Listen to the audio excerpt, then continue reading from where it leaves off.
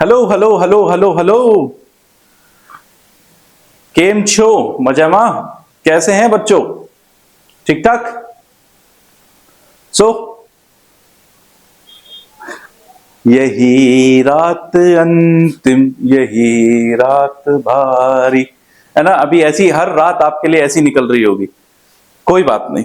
ठीक है, ये भी लाइफ का एक एक्सपीरियंस है कि इस लाइफ के एक्सपीरियंस को भी जीना चाहिए। पेपर है, जिंदगी का पहला पड़ाव है, तो इस पड़ाव में आपको कामयाब होना है ना। तो चलिए आज हम लोग किस चैप्टर के बारे में बात करेंगे, फटाफट हम लोग चैप्टर पर चलते हैं अपने। आज जिस चैप्टर का हम क्विक रिवीजन लेंगे वो है हमारा print culture and the modern world. ठीक है, बहुत इजी चैप्टर है, इसको भी कहानी की तरह पढ़ाएंगे और कहानी को अपने दिल और दिमाग में बैठा लेना। ठीक है, देखिए सबसे पहले बात करते जो प्रिंट कल्चर है, तो सबसे पहले बात करते हैं प्रिंटिंग।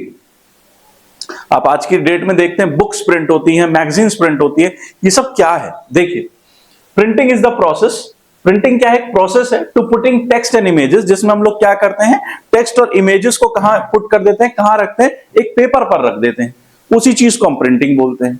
भाई मैंने जो भी मेरे मन में है, ठीक है, मैं उसको क्या करता हूं, कागज पर उतार देता हूं। कोई इमेज मेरे दिमाग में है, मैं उसको क्या करता हूं, कागज पर उतार देता हूं। ठीक है, पेपर पर ड्राइंग कर देता हूं, उसी चीज को क्या बोलते हैं, उसी चीज को प्रिंटिंग बोलते हैं। सो प्रिंटिंग क्या है? एक प्रोसेस है जहां पर हम अपनी टेक्स्ट और इमेजेस को एक पेपर पर उतारते हैं, उसको हम लोग प्रिंटिंग बोलते हैं। ठीक है, अब देखिए, लेकिन ये जो प्रिंटिंग है ये आई कैसे? ये प्रिंटिंग जो है ये आई कैसे? सबसे बड़ा सवाल ये उठता है। ठीक है, जिस तरीके से, ठीक है, लेजेंडरी एक्टर श्री राजेश खन्ना जी पूछ रहे हैं ये क्या हुआ, कैसे हुआ, क्यों हुआ, कब हुआ। इसी तरीके का सवाल सभी के मन में आता है कि आज की डेट में इतनी मॉडर्नाइज प्रिंटिंग चल रही है, इतनी मॉडर्नाइज प्रिंटिंग चल रही है, आप मैगजीन्स देख लीजिए, बुक्स देख लीजिए, ये इतनी सब कुछ कैसे हो पाया, ये क्या हुआ, कैसे हुआ, कब हुआ? चलिए इसकी शुरुआत जानते हैं कहां से हुई। द फर्स्ट प्रिंटेड बुक्स, ठीक है, the earliest kind of print technology was developed in east Asia. ठीक है, ये डेवलप कहां हुई? ये ईस्ट एशिया में डेवलप हुई थी। ठीक है, in earliest times there was only print technology which developed in China, Japan and Korea which was hand printing। सबसे पहले कहां पर डेवलप हुई? ये डेवलप हुई, जो प्रिंट टेक्नोलॉजी है डेवलप हुई चाइना में, जापान में और कोरिया में। और इसका नाम क्या था? इसको हैंड प्रिंटिंग बोला जाता था। हैंड प्रिंटिंग मतलब हाथों से प्रिंट किया जाता था। अभी क्या है कि अभी हम लोग प्रिंटर से प्रिंट करते हैं, पहले क्या होता था, हाथ से प्रिंट किया जाता था। चलिए ये भी जान लेते हैं, हम लोग जानेंगे इसमें चाइना और जापान के बारे में आपके बुक के अकॉर्डिंग। अब देखिए चाइना से शुरुआत करते हैं। ठीक है, प्रिंटिंग कब स्टार्ट हुई थी? 594 एडी में। ठीक है, एडी बेटा मैंने आपको बताया था, एडी मतलब होता है एनो डोमिनी, यानी आफ्टर डेथ, यानी क्राइस्ट की डेथ के बाद। China use the technique of would block printing. China क्या करता था? वुड ब्लॉक प्रिंटिंग करता था। ठीक है, इट वॉज अ टेक्निक। ठीक है, ये क्या टेक्निक थी? फॉर प्रिंटिंग इमेजेस, टेक्स्ट और pattern using carved wooden blocks. ठीक है, यहां पर क्या किया जाता है, जो वुड होती है, लकड़ी जो होती है, उसको शेप दी जाती है। ठीक है, उसको शेप दी जाती है, उसको डुबाया जाता है और उसको पेपर पर प्रिंट किया जाता है, ठप्पा मारा जाता है। ठीक है, उसको बोलते हैं वुड ब्लॉक प्रिंटिंग। वो तो उस समय क्या इस्तेमाल होता था? वुड इस्तेमाल होती थी, उस वुड के ऊपर कार्विंग की जाती थी, नक्काशी करी जाती थी। जैसे मान लीजिए ए लिखना है, तो लकड़ी का ये जो सांचा है, इस पे मैं ए नाम की इस तरीके से वो बनाऊंगा और उसके बाद उस इंक में और ढप। ठीक है, देखिए इसके एग्जांपल्स देख लीजिए आप। ये देखिए लकड़ी की वुड ब्लॉक प्रिंटिंग है, इसको किस तरीके से नक्काशी करी गई, उस तरीके से उसको डिप किया गया और उसके बाद ठप करके मार दिया गया पेपर पर। इसी तरीके से ये, ठीक है, ये क्या है? ये सब वुड ब्लॉक प्रिंटिंग के एग्जांपल्स हैं। Now problems with would block printing. लेकिन प्रिंटिंग तो थी, लेकिन दिक्कत भी थी। क्या दिक्कत थी इसमें? Paper was thin and porous. उस समय जो पेपर था वो बहुत पतला होता था। अब आप खुद सोचिए कि अगर कोई बहुत पतले पेपर पे अगर मैं आज की डेट में मार्कर से भी कुछ लिख देता हूं तो पता चल जाता है कि पीछे क्या लिखा है। ठीक है, उसमें इंक जो है वो छपने लग जाती है। उस समय भी यही था, उस समय भी यही दिक्कत थी कि जो पेपर था वो बहुत ज्यादा पतला था। अब अगर आप प्रिंट करेंगे तो पेपर के दूसरी साइड भी छप रहा था। Only one of the paper क्या था? बहुत थिन था, पोरस था। Only one of the paper could be printed, यानी एक ही साइड जो है पेपर हम प्रिंट कर पा रहे थे। Due to which the books were printed in accordion style. इसकी वजह से ये जो बुक्स थी ये कैसी होती थी, अकॉर्डियन स्टाइल में होती थी।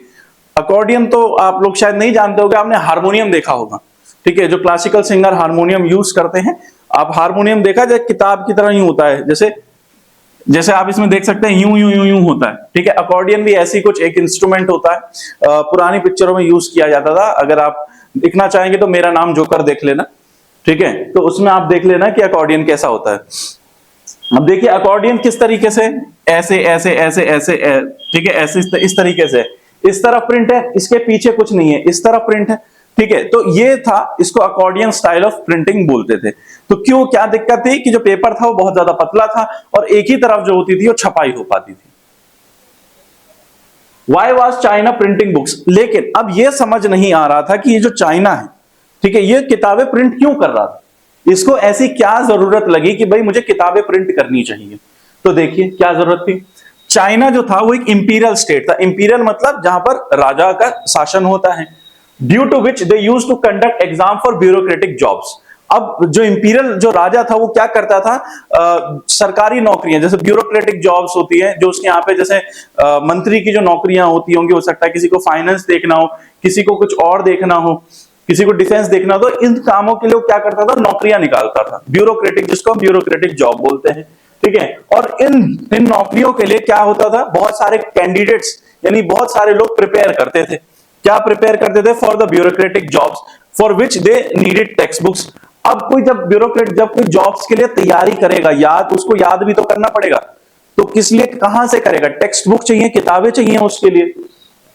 Due to this printing of the material had started in large scale. और ये जो ब्यूरोक्रेटिक जॉब्स की वजह से क्या हुआ, प्रिंटिंग जो थी वो बहुत ज्यादा ग्रो होने लगी। क्या होने लगा? प्रिंटिंग जो थी वो बहुत ज्यादा ग्रो करने लगी। क्यों? क्योंकि ब्यूरोक्रेटिक एग्जाम्स जो था, इंपीरियल किंग जो था, वहां का जो राजा था, वो ब्यूरोक्रेटिक जॉब्स निकालता था लोगों के लिए। जैसे हमारे यहां पर हर साल यूपीएससी पेपर कंडक्ट कराती है, ठीक है। नाउ जेठालाल पर आएंगे। मुझे पता है जेठालाल देख के हंसी आ गई होगी। बाय 17th सेंचुरी तक आते आते अर्बन कल्चर जो है वो बूम कर जाता है, यानी शहरीकरण, लोग जो है मॉडर्नाइज होने लग जाते हैं, वो बूम करने लगता है। In China and uses print diversified. और जैसे ही लोग शहरीकरण में आने लग जाते हैं, थोड़ा सा मॉडर्न फील करने लगते हैं, तो क्या करने लगते हैं, प्रिंट को बहुत ज्यादा डाइवर्सिफाई होना, यानी प्रिंट जो है वो पहले जो सिर्फ एग्जाम्स तक के लिए सीमित था वो फैलने लग जाता है। Print was no longer use by scholars, ठीक है। प्रिंट जो ये जो प्रिंटिंग थी ये सिर्फ स्कॉलर्स ही नहीं, यानी ये जो बेचारे जो जॉब्स की तैयारी कर रहे थे, सिर्फ उन तक सीमित नहीं रह गया था। जो मर्चेंट्स थे ये भी प्रिंट को यूज करते थे to collect trade information. Merchant जो व्यापारी होते ये भी यूज करते थे ताकि जो ट्रेड की इंफॉर्मेशन है उसको कलेक्ट कर सके। और उसके बाद क्या हुआ, reading became a leisure activity. अब जब शहरीकरण होने लगा तो आप देखते हैं कि लोग क्या करने लगते हैं, अच्छा क्या क्या शौक है आपको, आई लव रीडिंग बुक्स। भले किताब नहीं छूते होंगे तभी रीडिंग क्या है, एक एक्टिविटी बना ली। अब उस समय के जमाने में टीवी तो था नहीं, ना ही रेडियो था, ना ही इंस्टाग्राम था, ना ही फेसबुक था, ना ही व्हाट्सएप था। तो क्या था, इन्होंने क्या अपनाया, इन्होंने रीडिंग को अपनी लीजर एक्टिविटी बना लिया। Reading started giving reader started giving preferences like fictional. अब रीडर्स को एक ही चीज में मजा नहीं आता। मान लीजिए आप हैं, आपको रोज में एक ही तरीके की पिक्चर दिखाता रहूं, action picture action picture action picture, तब बोर हो जाएंगे। मैं आपको लगातार रोमांटिक पिक्चर दिखाता रहूं तो भी आप बोर हो जाएंगे। तो रीडर्स ने क्या किया, अब डिमांड करना चालू कर दिया। क्या डिमांड करने लगे, भाई अब हमें चाहिए फिक्शनल कहानियां, ठीक है, पोएट्रीज चाहिए, कविताएं चाहिए, रोमांटिक प्लेस चाहिए, और क्या चाहिए, एंथोलॉजीज चाहिए, ठीक है। ये सारी चीजों की डिमांड करने लगे। अब ये तो मेल्स थे। अब देखिए महिलाओं पर आ जाते हैं। Rich women also started reading books. जो रिच वुमेन थी वहां की, उनको भी किताबें पढ़ने में मजा आने लगा, वो भी पढ़ने लगी। Many women had started publishing books. और कुछ महिलाएं जो थी उनको क्या हुआ, वो भी बुक्स को पब्लिश करने लगे। इसलिए यहां पर डाला है। पहले क्या था, सिर्फ स्कॉलर्स थे, लेकिन बाद में क्या हुआ, इतने सारे लोग प्रिंटिंग में उतर गए कि नहीं भाई अब तो हमें प्रेफरेंसेस भी चाहिए, ठीक है, और हम ट्रेड के लिए भी बुक्स का प्रिंट का इस्तेमाल करेंगे, और महिलाएं भी आ गई। इसलिए यहां पर देखो जेठालाल इज लाइक स्कॉलर्स, ठीक है, ये जो जेठालाल है ये स्कॉलर्स की तरह हैं। ये देखो ये भी अब देखा देखी पर उतर आए, है ना। अब उनको भी लगना है यार हम ही नहीं मिल पा रही है, ये देखो ये और आ गए, ये देखो ये भी देखा देखी पर उतर आ गए, इनको भी पढ़ना है। नाउ देखिए, बाय लेट 19th सेंचुरी तक mechanical printing had arrived in China from western countries. जो मैकेनिकल प्रिंटिंग थी वो क्या हुई, वो चाइना के पास आ गई। कहां से आई, वेस्टर्न कंट्रीज से आई, ठीक है। Due to this the production of printed material were increasing rapidly. अब इसकी वजह से क्या हुआ, ठीक है, पहले क्या था, वुड ब्लॉक प्रिंटिंग थी, बहुत स्लो प्रोसेस था, लेकिन अब मैकेनिकल प्रिंटिंग मशीन आ गई, जिसकी मदद से क्या हुआ, अब जो प्रिंटिंग थी वो कैसी हो गई, फास्ट हो गई, तेज हो गई, ठीक है। शंघाई एक चाइना में एक जगह है, became the hub of the new print culture. और जो शंघाई है वो क्या बन गया, प्रिंट कल्चर का नया हब बन गया, ठीक है, प्रिंटिंग का नया हब बन गया। ये है बेटा मैकेनिकल प्रिंटिंग, अभी दिखाएंगे आपको, ठीक है। ये है, ठीक है, जो मैकेनिकल प्रिंटिंग मशीन है, इसका भी नेक्स्ट उसमें दिखाऊंगा मैं। यहां तक था चाइना, ठीक है। अब देखिए जापान तक कैसे जो है प्रिंटिंग पहुंची। Buddhist missionaries from China introduce hand printing technique into Japan around 768 to 770 AD। हमने the making of the global world में पढ़ा था कि जब कोई इंसान एक जगह से दूसरी जगह जाता है तो क्या क्या लेके जाता है, अपने आइडियाज लेके जाता है, अपनी स्किल्स लेके जाता है, अपनी टेक्निक्स लेके जाता है, अपनी टेक्नोलॉजी लेके जाता है। सिमिलरली बुद्धिस्ट मिशनरीज जो कि चाइना में थे, जब वो जापान गए तो क्या ले गए अपने साथ, प्रिंटिंग की टेक्नोलॉजी लेके गए। The first printed Japanese book is the Buddhist diamond सूत्र, ठीक है। तो जापानीज की जो पहली बुक जो उन्होंने प्रिंट करी वो कौन सी थी, बुद्धिस्ट डायमंड सूत्र, प्रिंटेड इन 868 AD। ये 868 AD में प्रिंट हुई, कंटेनिंग 6 शीट ऑफ टेक्स्ट। इसमें क्या था, 6 शीट ऑफ टेक्स्ट था, एंड वुड कट इलस्ट्रेशंस, और वुड कट इलस्ट्रेशंस थे। Pictures were printed on textile, picture जो थी वो किस पर प्रिंट हो रही थी, टेक्सटाइल पर, playing cards and paper money, ठीक है, पिक्चर्स भी अब प्रिंट होने लगी।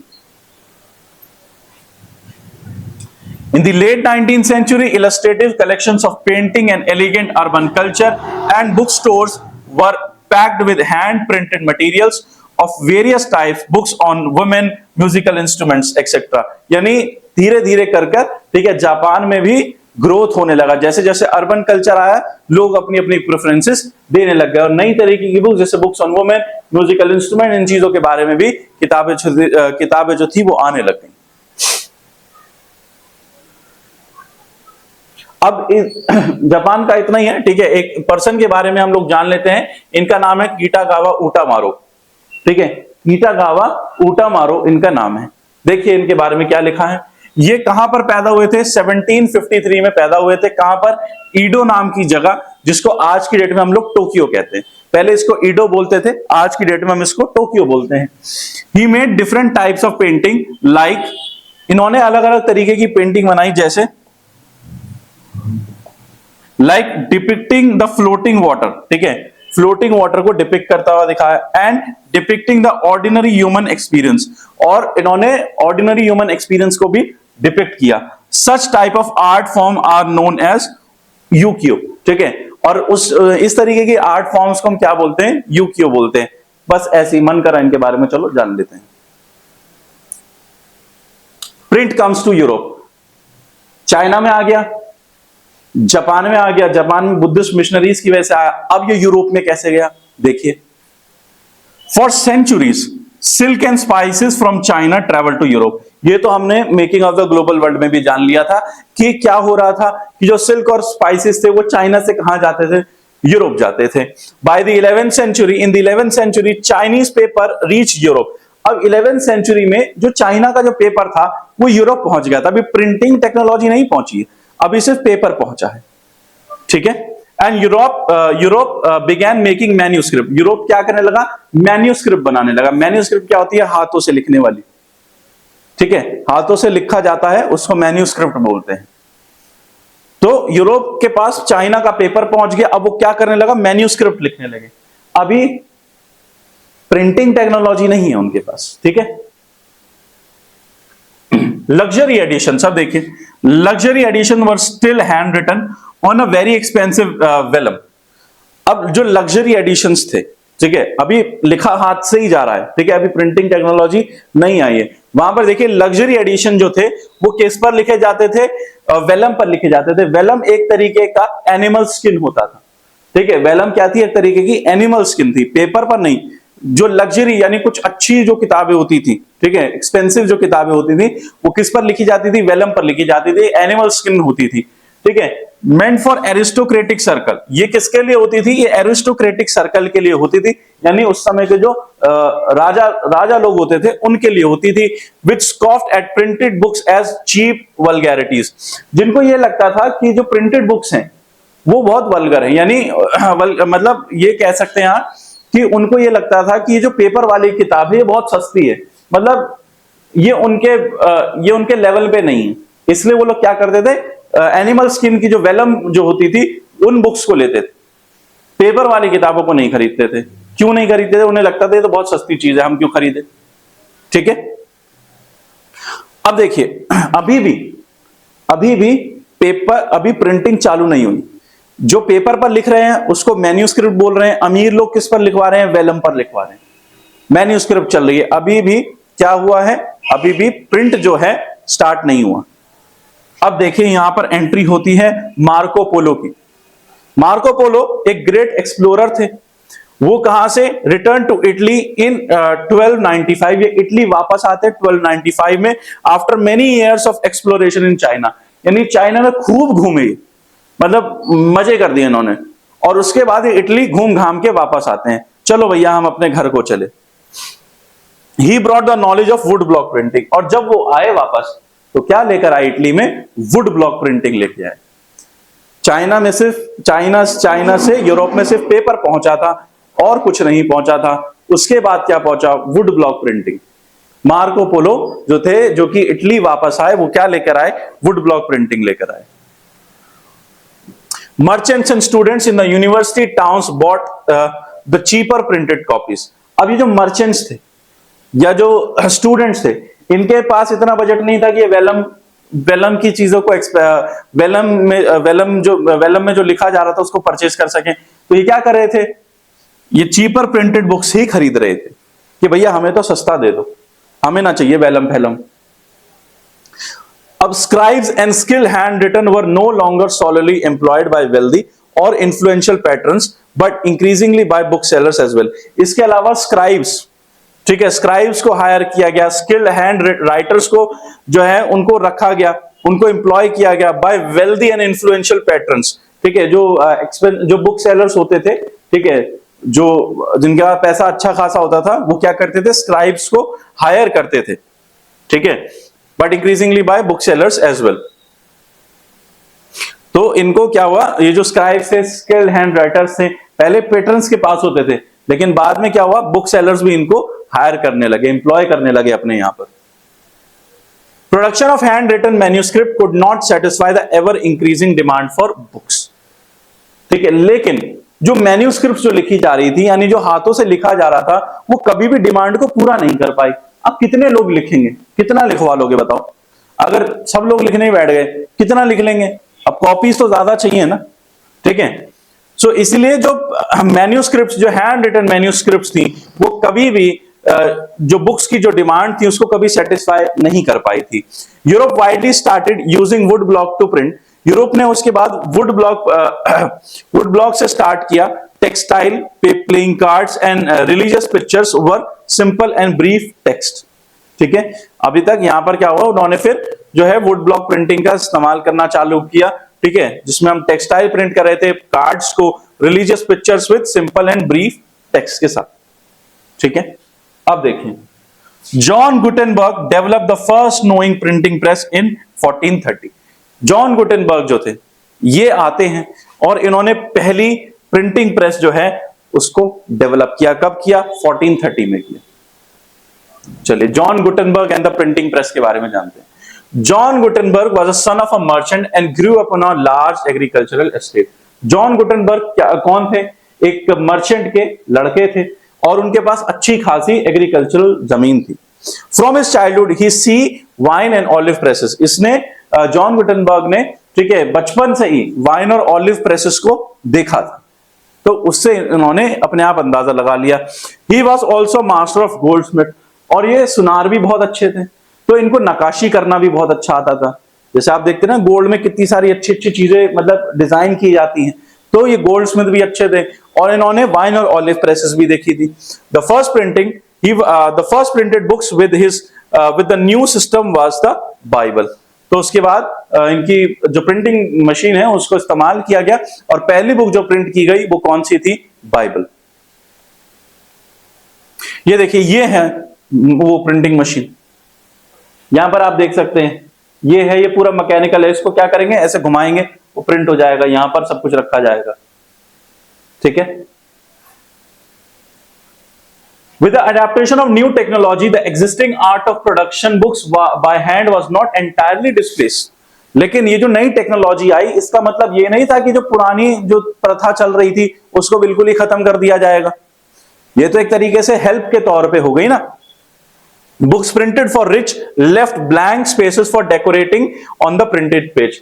अब यानी ये जो लोग थे ये क्या करते थे, मान लीजिए जो प्रिंट किया जा रहा है वो सिर्फ इस तरफ, ये कोई जगह है यहां पर प्रिंट किया जा रहा है, लेकिन जो आप देखते हैं कई बार बुक्स में डेकोरेशन होता है, फूल पत्तियां बनी होती हैं, उसके लिए ये लोग क्या करते थे, उसके लिए इन लोगों ने इनको हायर कर रखा था, ये जो हैंड वर्क करते थे, ठीक है, इनको अभी भी रख रखा था किस काम के लिए, कि भाई ये जो हैंड वर्क वाला काम है, डेकोरेशन वाला, ये आपको करना पड़ेगा। In the 100 years between 1450 to 1550, printing press were set up in the most countries of Europe.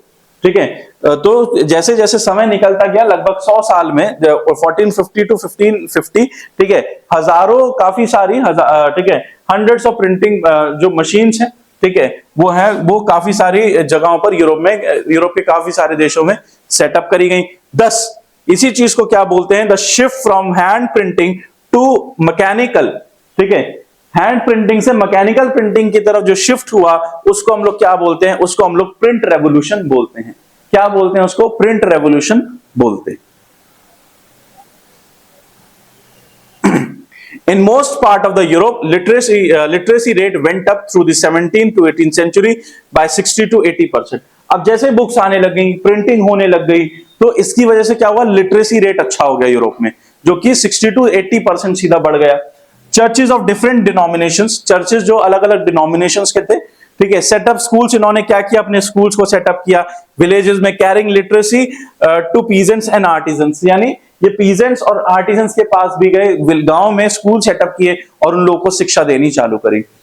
New forms of popular literature appear to print targeting new audiences, नई तरीके की लिटरेचर लिखी जा रही थी, नई नई तरीके की किताबें प्रिंट हो रही थी। इससे क्या हो रहा था, नई तरीके की ऑडियंस क्या हो रही थी, मार्केट में आ रही थी और वो उन किताबों को पढ़ रहे थे। यानी अब अलग अलग तरीके की बुक्स प्रिंट की जा रही थी, अलग अलग लोगों के हिसाब से। किसी को रोमांटिक प्लेस कहानी पढ़नी पसंद है तो उनके लिए वो अलग थी, किसी को कविताएं पढ़नी पसंद है, किसी को एक्शन है, एक्शन कोई पढ़नी है, किसी को फिक्शनल जानना है, सब कुछ था। Romances print on 4 to 6 pages, देखिए रोमांसेस हो गया जैसे जो कि 4 to 6 पेजेस पर प्रिंट होता था। And the more substantial histories which were stories about the past, कुछ जो हिस्ट्रीज की जो पास्ट स्टोरीज होती थी उनको भी प्रिंट किया जाने लगा। From 18th century periodical presses developed which combine information related to current affairs with entertainment। Periodical press को डेवलप किया गया जिसमें वो क्या बताते थे, करंट अफेयर्स के बारे में नॉलेज होती थी, ठीक है, और एंटरटेनमेंट के बारे में होता था। जर्नल्स प्रिंट किए गए, न्यूज़पेपर प्रिंट किए जाने लगे, कैरिड इंफॉर्मेशन रिलेटेड टू, जिसमें क्या होता था इंफॉर्मेशन, आप जानते हैं न्यूज़पेपर में वॉर के बारे में, ट्रेड के बारे में, डेवलपमेंट के बारे में, ये सारी चीजें धीरे धीरे करके क्या होने लगा, प्रिंट होने लगा। तो यही है प्रिंट रेवोल्यूशन। कि अब देखिए कि कहां से शुरुआत करी थी, सिर्फ एक एग्जाम से चालू हुआ था, और अब देखिए कि कितने लोगों की कितनी डिमांड बढ़ गई, है ना, लोगों की कितनी डिमांड बढ़ गई। यूरोप वालों को तो बेचारों को पता ही नहीं था, बस पेपर पे लिखे जा रहे थे। वो तो जॉन गुटेनबर्ग का प्रिंटिंग प्रेस आया तो इतना डेवलपमेंट हुआ। आइजैक न्यूटन, ठीक है, अब हम लोग इतनी सारी थ्योरीज पढ़ते हैं, साइंस में परेशान रहते हैं, क्यों इसके ऊपर सेब गिरा, क्यों इसने ग्रेविटी ढूंढी, ना इसके ऊपर सेब गिरता, पत्थर गिर जाता, क्यों इसके ऊपर सेब गिरा, और सेब गिरा तो गिरा, इसको क्या जानने की जरूरत थी। तो देखिए Isaac Newton, discoveries were published which influenced minded readers. In Isaac Newton की डिस्कवरीज को क्या किया जाने लगा, पब्लिश किया जाने लगा, जिसकी वजह से जो पढ़े लिखे लोग थे, ठीक है, वो इनके बारे में जानने लगे कि अच्छा इनकी थ्योरी ऐसे है। इसलिए आज की डेट में हमें ये सारी जो साइंटिफिक थ्योरीज हैं उनके बारे में पता चलता है। तो है ना हिस्ट्री काम की, है ना हिस्ट्री काम की। अगर नहीं होता तो फिर आइजैक न्यूटन, हाँ भाई कोई था, बात खत्म। शायद उसने, अगर पेपर नहीं होता, वो नहीं लिखता, तो बात ही नहीं होती, क्योंकि सेब तो सबके ऊपर गिरते हैं। सेब क्या कुछ भी गिर सकता है आपके ऊपर। ये तो बहुत कॉमन सी बात है कि मैं किसी चीज को ऐसे रखूंगा तो नीचे ही जाएगी। अब मैं इसके ऊपर क्यों दिमाग लगाऊं, लेकिन आइजैक न्यूटन ने इसके ऊपर दिमाग लगाया, और उसके बाद हम सब जानते हैं कि क्या हुआ। राइटिंग ऑफ थिंकर्स, ठीक है, थिंकर्स की राइटिंग जैसे Thomas Paine, Voltaire and Jean Jacques and Rousseau were also widely printed and read. ये सब जो फेमस थिंकर्स हैं, इनकी जो राइटिंग्स हैं उनको भी पब्लिश किया जाने लगा। Thus their ideas about science, इनका आइडिया साइंस से रिलेटेड, रीजन से रिलेटेड, रैशनैलिटी से related, found their way to popular literature, और ये एक बहुत पॉपुलर लिटरेचर बन गया। समय समय की कहानी, ठीक है। तो इन सब की राइटिंग्स क्या होने लगी, बहुत फेमस होने लगी, और लोग इनकी राइटिंग्स को पढ़ने लगे। इस तरीके से प्रिंट कल्चर क्या हुआ, डेवलप होता चला गया। A new reading public. Before print revolution, reading was restricted to the elites. Print revolution से पहले ये जो रीडिंग थी, पढ़ने की जो आदत थी, ये किसकी थी, सिर्फ एलाइट्स लोग पढ़ते थे। जो अमीर लोग होते थे, ठीक है, जो एरिस्टोक्रेट होते थे, राजा लोग होते थे, यही लोग पढ़ते थे, इन्हीं की फैमिली पढ़ती थी। Elites were educated and rich as well as they were able to afford print. क्यों, क्योंकि एलाइट्स जो थे वो रिच थे, एजुकेटेड थे, इसलिए वही लोग पढ़ पा रहे थे। वेरस अगर हम कॉमन पीपल की बात करें तो वो इलिटरेट थे, बेचारे पढ़े लिखे नहीं थे, पुअर थे, गरीब थे। Hence they could not afford print, और वो प्रिंट को अफोर्ड नहीं कर पा रहे थे। Due to this they followed oral culture, जिसकी वजह से लोग क्या करते थे, ओरल कल्चर को फॉलो करते थे। जैसे यहां पर देखिए इस इमेज में ये अंकल बैठे हैं, ठीक है, अब ये क्या कर रहे हैं, ये सबको बता रहे हैं, या हो सकता है कुछ गा रहे हैं, जो भी कर रहे हैं, ठीक है। जैसे आपने पुरानी पिक्चरों में देखा होगा कि एक आदमी आता था, वैसे खत पढ़ता था, सुनो सुनो सुनो महाराज का ये फरमान है, ऐसा ऐसा होने वाला है। तो पहले के टाइम में ये ओरल कल्चर होता था। ओरल कल्चर मतलब एक पर्सन आया, उसने बोल दिया और बाकी सबने सुन लिया, ठीक है। लेकिन the print revolution lowered books price, लेकिन जैसी प्रिंट रेवोल्यूशन आया, बुक्स के क्या हुए, प्राइजेस कम होने लग गए।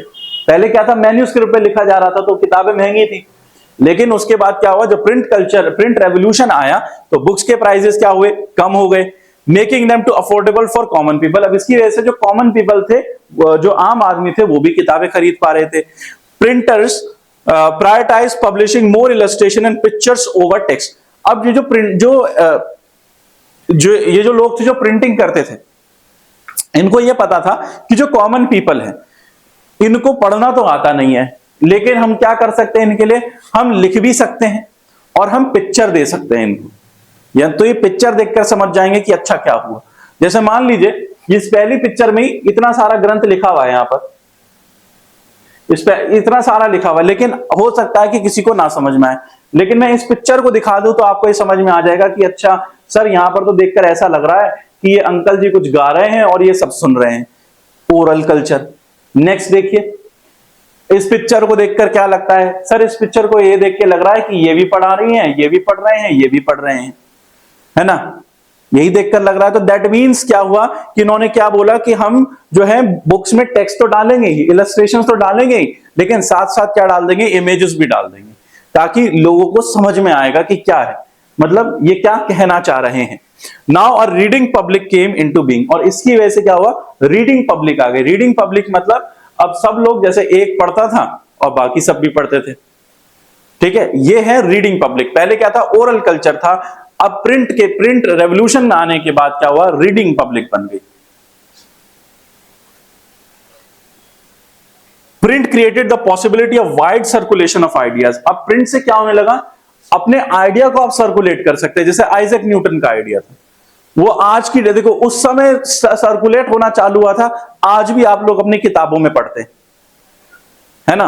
और आने वाले 100 सालों बाद भी आप उनको आप हम तो क्या ही पढ़ेंगे, ना आप पढ़ेंगे ना मैं पढ़ूंगा, जो भी पढ़ेंगे वो भी पढ़ेंगे, ठीक है। तो प्रिंट से क्या होने लगा, आइडियाज जो हैं आपके सर्कुलेट होने लगे। सर्कुलेट मतलब एक जगह से दूसरी जगह जाने लगे। Uncontrolled printing risk rebellious and irreligious ideas. लेकिन प्रिंट के ऊपर ना किसी का जोर नहीं था, किसी ने रोक नहीं लगा रखी थी। अब इसमें क्या था, लोग अपनी मर्जी से छाप रहे हैं, जो मन कर रहा है छाप रहे हैं, जैसा लग रहा है छाप रहे हैं, जिसकी वजह से क्या हो सकता था, युद्ध हो सकता था। और हुआ भी यही, रिलीजियस कन्फ्लिक्ट्स हुए, ठीक है, रिलीजियस कन्फ्लिक्ट्स हुए, लड़ाइयां हुई इस प्रिंट के कारण, क्योंकि भाई ओपन था। अब तो अच्छा प्रिंटिंग हो गई, सब तो सब अपने अपने विचार छाप रहे हैं, जिसको जैसा लग रहा है वो वैसा प्रिंट कर रहा है, ठीक है। अनकंट्रोल प्रिंटिंग क्या हुआ, जिसकी वजह से रिस्क हुआ, ठीक है, रिबेलियस का एंड इररिलीजियस आइडियाज का। इसका एग्जांपल देखिए, 1517 में मार्टिन लूथर जो थे, रोट 95 थीसिस। मार्टिन लूथर ने क्या किया, 95 थीसिस को लिखा था। ही क्रिटिसाइज, इन्होंने रोमन कैथोलिक चर्च को क्रिटिसाइज किया, ठीक है, और उनको क्रिटिसाइज किया, उनकी प्रैक्टिसेस को, यानी जो चर्च में फॉलो किया जाता है उनकी प्रैक्टिसेस को और रिचुअल्स को क्रिटिसाइज किया, यानी उनको बुरा गलत बोला कि भाई आप ये जो कर रहे हैं ये गलत है, ऐसा नहीं होना चाहिए, ठीक है। और इन्होंने चर्च को चैलेंज किया, यानी रोमन कैथोलिक जो चर्च है उसको चैलेंज किया कि अगर ऐसा है तो देखो भाई, आओ मेरे सामने आओ और मेरे साथ डिबेट करो, मैं तुम्हें चैलेंज करता हूं, ठीक है। इन्होंने खूब रोमन कैथोलिक चर्च को बोला। Luther writing were immediately reproduce in a vast numbers and red widely. अब इन्होंने तो लिख दिया, ठीक है जी, आ जाओ बहस करते हैं और ये और वो फलाना ढिका। अब इसकी वजह से क्या हुआ, ये प्रिंट फैल गया। वही चीज हमने अभी लाइन में पढ़ी कि रिस्क हो सकता था, रिस्क हो गया, लगा दी आग। एक चिंगारी की जरूरत थी, जला गई चिंगारी। Many people came in support of Martin Luther and a new group emerged which was called Protestant। बहुत सारे लोग मार्टिन लूथर जो थे उनके प्रोटेस्ट में आए, उनके साथ सपोर्ट में आए, और उस ग्रुप का नाम रखा गया प्रोटेस्टेंट। तो एक कैथोलिक्स होते हैं, क्रिश्चियंस होते हैं, और एक होते हैं प्रोटेस्टेंट, जो कि इन चीजों में विश्वास नहीं करते, उनके अपने अलग रिचुअल्स हैं। Martin Luther himself said, Martin Luther ने खुद कहा, क्या कहा, printing is the ultimate gift of God.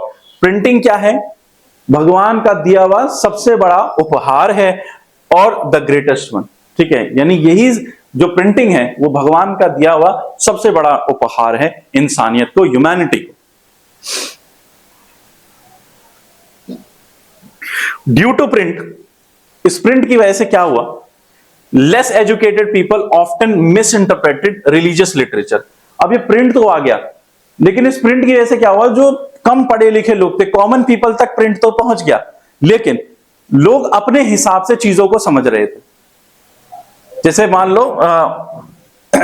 एक जैसे संस्कृत का श्लोक होता है, तमसो मां ज्योतिर्गम, ठीक है, तो इसका एक बहुत अच्छा मीनिंग है। अब लोग इसको क्या कर रहे हैं, अपने हिसाब से ट्रांसलेट कर रहे हैं। अच्छा, मतलब तुम्हारी मां ज्योति के घर गई है, जो कि गलत है ना, ये थोड़ी है इसका मीनिंग। लेकिन लोग हमने क्या किया, अपने हिसाब से इंटरप्रेट कर लिया। इसी तरीके से सेम चीज होने लगी कि जो कॉमन पीपल थे, जिनको पता ही नहीं था, उनके पास बुक्स तो आ गई, लेकिन वो रिलीजियस बुक्स को, ठीक है, रिलीजियस लिटरेचर को अपने हिसाब से घुमाए जा रहे हैं। अच्छा ऐसा थोड़ी ऐसा कहा था, अरे नहीं ऐसा थोड़ी ऐसा कहा था। Miss interpreted religious literature and publish incorrect messages, क्योंकि कमांड नहीं थी किसी के पास, किसी ने रोक नहीं लगा रखी थी कि आपको क्या प्रिंट करना क्या नहीं करना। तो ये एक तो मिस इंटरप्रेट कर रहे थे और लोगों तक खूब मैसेज भेज रहे थे कि अरे मेरी सुनो, मैंने जो लिखा है वो सही है, फिर कोई दूसरा अरे नहीं मेरी सुनो, मैंने जो कहा है वो सही है। ये चल रहा था सबका। At that time there were no censorship on what could be printed और नॉट। तो वही चीज, यानी उस समय कोई सेंसरशिप नहीं थी, कोई रोक रुकावट नहीं थी। लेकिन जब इतना ज्यादा रायता फैलेगा ना, तो कोई ना कोई तो आएगा समेटने के लिए। During 16th century Menocchio and Italian miller, जो मेनेशियो है वो एक इटालियन मिलर है, used to begin read books that were available in the locality. इन्होंने क्या किया, ठीक है, जो इनके आसपास जो किताबें जो अवेलेबल थी ये इनको पढ़ने लगे। He reinterpreted the message of the Bible and formulated a view of God and created that enraged the Roman Catholic Church। फिर से जैसे मार्टिन लूथर ने किया वैसे ही, ठीक है, मेनाशियो ने क्या किया, एक इटालियन मिलर थे, ठीक है, इन्होंने क्या किया, इन्होंने जो बाइबल में जो ईश्वर का संदेश लिखा है, भगवान का जो संदेश लिखा है, उसको रीइंटरप्रेट कर दिया, ठीक है, अपने हिसाब से घुमा दिया। और क्या किया, ये इन्होंने भी रोमन कैथोलिक चर्च को क्या किया, चैलेंज किया, ठीक है। Formulated a view of God, इन्होंने अपने हिसाब से किया, and created that enraged the Roman Catholic Church, इन्होंने भी ऐसा कुछ खिलाफ कर दिया रोमन कैथोलिक चर्च के। Menocchio was hauled up twice and ultimately executed. उनको बुलाया गया, उनसे बातचीत करी गई कि देखो भाई आप जो कर रहे हैं वो गलत है, आप अपनी रीडिंग्स को, राइटिंग्स को वापस लीजिए, लेकिन वो माने नहीं, तो इसलिए उनको क्या किया, एग्जीक्यूट कर दिया। चर्च रिकॉग्नाइज, और उसके बाद चर्च ने एक चीज समझ ली थी कि भाई हमें देखो रुकावट लगानी जरूरी है, हमें रोक लगाना जरूरी है, to put censorship so that no one can print whatever they like, ताकि इससे ये हो सके कि जिसका जैसा मन कर रहा है वो ना प्रिंट करे। एक नियम होना चाहिए और उस नियम के हिसाब से प्रिंटिंग होनी चाहिए। यहां क्या चल रहा है, जिसका जैसा मन कर रहा है लगाए चले जाओ, चलो भाई अच्छा ये लो, तुम्हारी मां ज्योति के घर गई है, बताओ कोई है सेंस इस बात का। इन 1558, इसलिए 1558 में क्या हुआ, चर्च ने इंपोज किए सीवियर कंट्रोल, चर्च ने कुछ कंट्रोल्स इंपोज किए on publishers and book sellers, जो पब्लिशर्स थे और बुक सेलर्स पर, and began to maintain an index of prohibited books, और उन्होंने एक इंडेक्स बनाया कुछ प्रोहिबिटेड बुक्स का कि आप इनके बारे में कुछ नहीं लिखेंगे, ठीक है, उनको बोला कि आप इन किताबों के बारे में आप कुछ नहीं लिखेंगे, आप कोई इसमें कोई छेड़छाड़ नहीं करेंगे, अपने हिसाब से आपको कोई प्रवचन देने की जरूरत नहीं।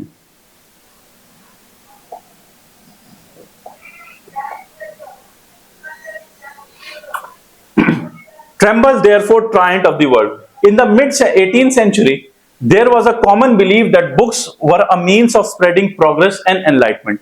18th century तक आते आते लोगों को यह समझ में आ गया कि जो बुक्स है ये एक नई प्रकाश की ज्योति है, ठीक है, यानी इनसे क्या हो सकता है, हम अपनी प्रोग्रेस को स्प्रेड कर सकते हैं, हम अपने आइडियाज को, हम अपने विचारों को और लोगों तक स्प्रेड कर सकते हैं। Many believe that books could change the world. बहुत सारे लोगों ने माना कि जो किताबें हैं ये क्या कर सकती हैं, दुनिया को बदल सकती हैं। Liberate society from despotism, despotism यानी सोसाइटी को लिबरल कर सकती हैं फ्रॉम डेस्पोटिज्म। डेस्पोटिज्म क्या होता है, जैसे किंग रूल हो गया, यानी एक पर्सन के हाथ में पावर है, अब बाकी सब उसके चेले चपाटे या नौकर समझ लीजिए, ठीक है, यानी एक ही पर्सन के हाथ में सुपीरियर पावर है। तो इन्होंने बोला कि बुक्स क्या कर सकती हैं, वर्ल्ड को चेंज कर सकती हैं, सोसाइटी को लिबरल बना सकती हैं और डेस्पोटिज्म को खत्म कर सकती हैं, और ऐसा ही कुछ हुआ था।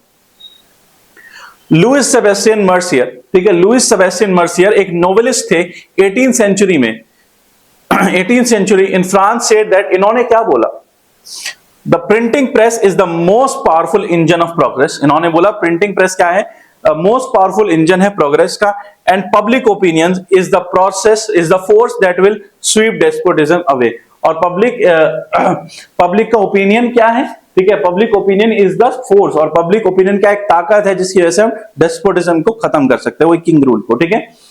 मर्सियर प्रोक्लेम, इसलिए मर्सियर ने प्रोक्लेम किया ट्रेम्बल, डरो, क्योंकि, ठीक है, therefore triumphs of the world, कि आप लोग जो किंग्स हैं ये सब डरो, क्योंकि therefore before the virtual writer, यानी वर्चुअल जो राइटर हैं उसके सामने आपको झुकना पड़ेगा, डरना पड़ेगा, समय आ गया है।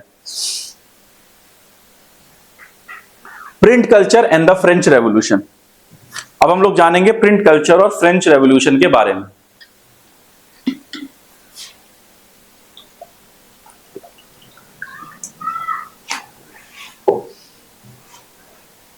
Historians argue that print culture enabled the French Revolution. बहुत से historians ये मानते हैं कि प्रिंट कल्चर की वजह से फ्रेंच रेवोल्यूशन हुआ। 3 arguments have been usually put forward, और 3 arguments इस चीज के लिए रखी जाती हैं। पहली देखिए, फर्स्ट, FIRST, सॉरी इट्स, ठीक है, first, print popularise the idea of enlightenment. Print ने क्या किया, एनलाइटमेंट का आइडिया पॉपुलराइज किया, enlightenment thinkers. writings of Voltaire and Rousseau challenging the church authorities and despotic powers their writing। हम लोग ये जानते हैं यूरोप में क्या था, थ्री कैटेगरीज के लोग थे। कौन से थे? एरिस्टोक्रेट, और कौन थे? प्रीस्ट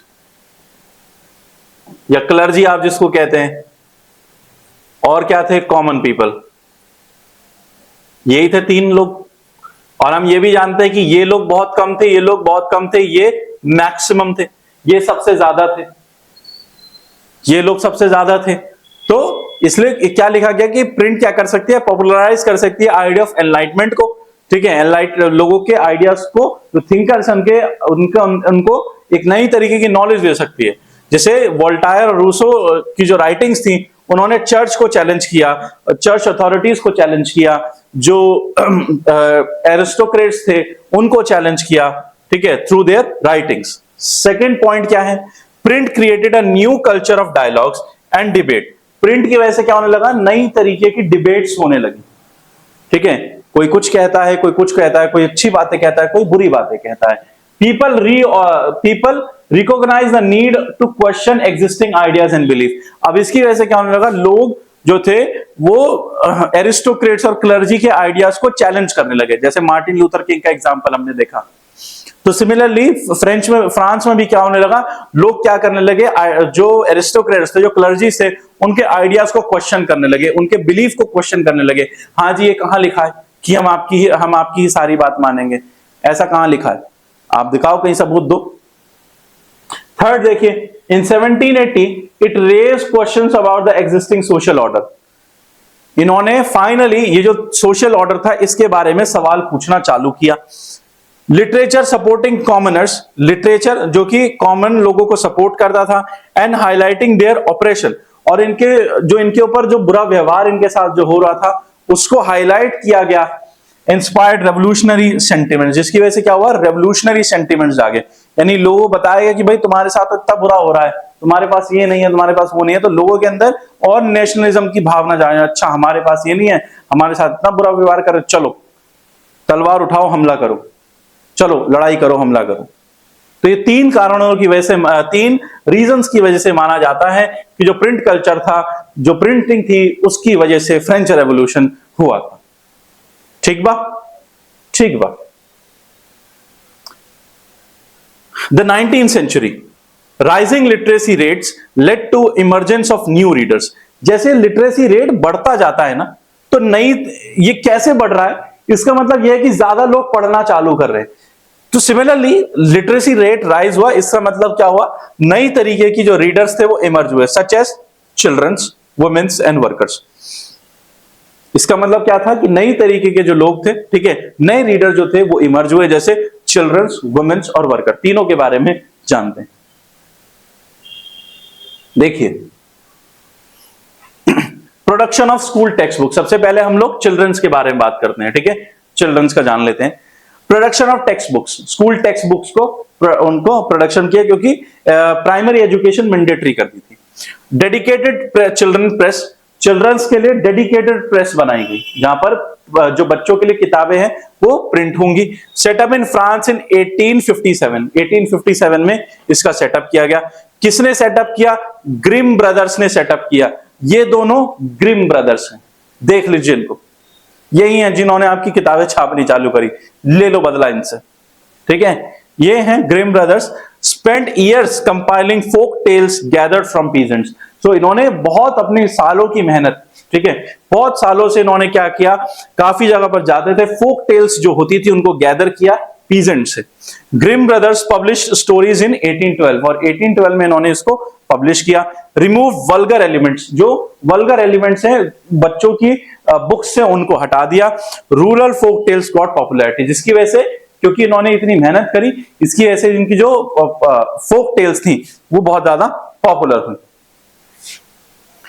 नाउ वुमेन्स की बात करें, देखिए, women became important as reader as well as writers. जो महिलाएं थी वो भी क्या होने लगी, वो भी रीडर्स भी बन गई और राइटर्स भी बन गई।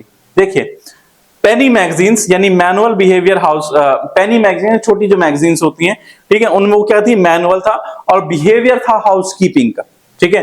Women started writing novels, women ने नॉवेल्स लिखने स्टार्ट किए in 19th century, showing the real power of women, ठीक है, जिससे महिलाओं की जो ताकत थी वो सामने नजर आती है। Women such as Jane Austen, Bronte sister, George Eliot played a crucial role in defining a new image of women. इन कुछ महिलाओं ने ठीक है बाकी महिलाओं को एक नई तरीके की दिशा दिखाई। फिल्ड विद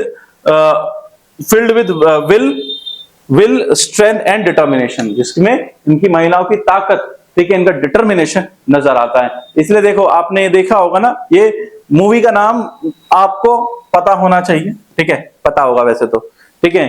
तो इसलिए यहां बोला गया हमारी छोरियां छोरों से कम है, क्योंकि महिलाएं भी अब उतर चुकी थी कि भाई हम सिर्फ घर में नहीं बैठेंगे, हम बाहर आएंगे, हम पढ़ेंगे भी और लिखेंगे भी, और जिससे नई तरीके की इमरजेंस स्टार्ट हुई।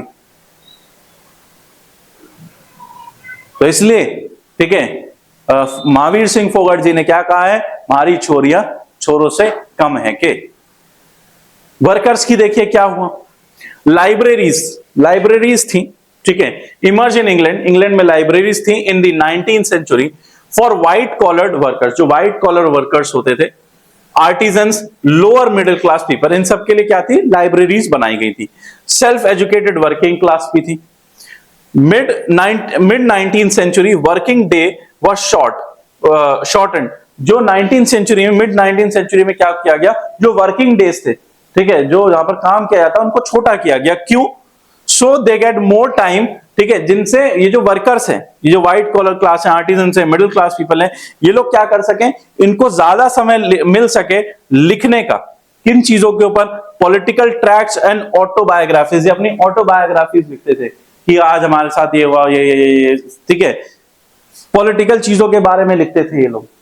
देखो, वर्कर्स भी लिख रहे थे, इतना डेवलपमेंट होने लगा, तो ऑब्वियस ही बात है कि लिटरेसी रेट क्या होगा, बढ़ेगा। जब सब लोग पढ़ने लगेंगे तो क्या होगा, लोग ज्यादा समझदार बनेंगे। व्हाट्सएप यूनिवर्सिटी पढ़ के समझदार नहीं बनते, ऐसी किताबें पढ़ने से समझदार बनते हैं। फ्यूचर इनोवेशंस, इसके अलावा और क्या क्या चीजें हुई। Late 18th century press came to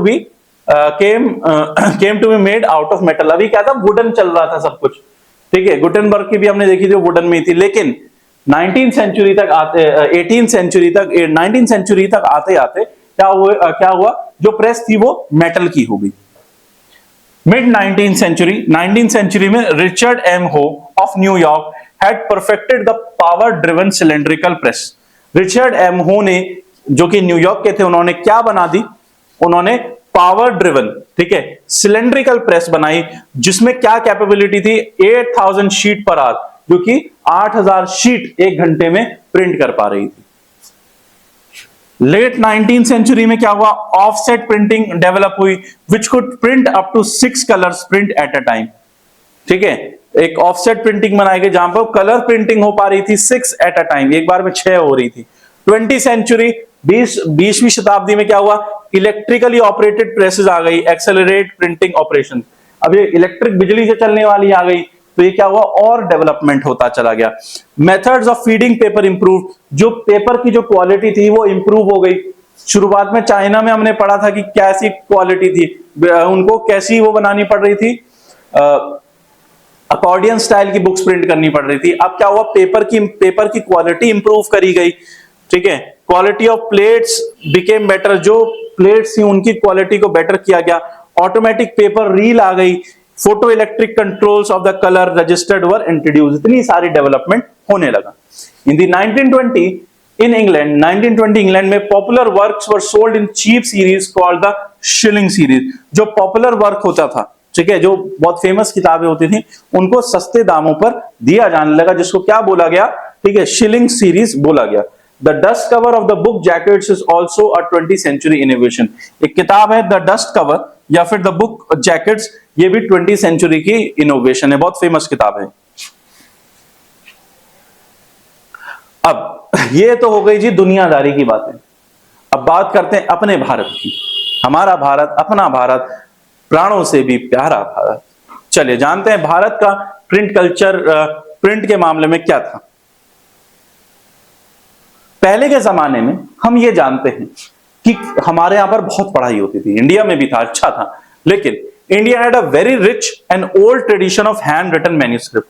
पहले क्या थी, हमारे यहां पर भी हैंड रिटन मैन्यूस्क्रिप्ट थी, और किन किन भाषाओं में थी, in Sanskrit, Arabic, Persian as well as in various vernacular languages. Vernacular languages मतलब होता है रीजनल लैंग्वेजेस, यानी मान लीजिए आप दिल्ली एनसीआर में तो आप हिंदी लैंग्वेज में होगा, पंजाब में है तो पंजाबी लैंग्वेज में होगा, जहां पर भी आप है उस लैंग्वेजेस में जो था वो प्रिंटिंग होती थी। ठीक है, अब ये प्रिंटिंग कैसे होती थी, manuscript for copies on palm leaves and on handmade paper. ये किस पर होती थी, या तो पाम लीव्स पर होती थी या फिर हैंडमेड पेपर होता था, चाइना से नहीं मंगाया हमने पेपर। ठीक है, पेजेस वर समटाइम ब्यूटीफुली इलस्ट्रेटेड। पेपर जो पेजेस होते थे कई बार वो बहुत अच्छे इलस्ट्रेट किए जाते थे। They would be either pressed between wooden covers और Swinney together to ensure preservation. इनको क्या किया जाता था, इनके ऊपर वुडन कवर रखा जाता, लकड़ी का कवर लगाया जाता था।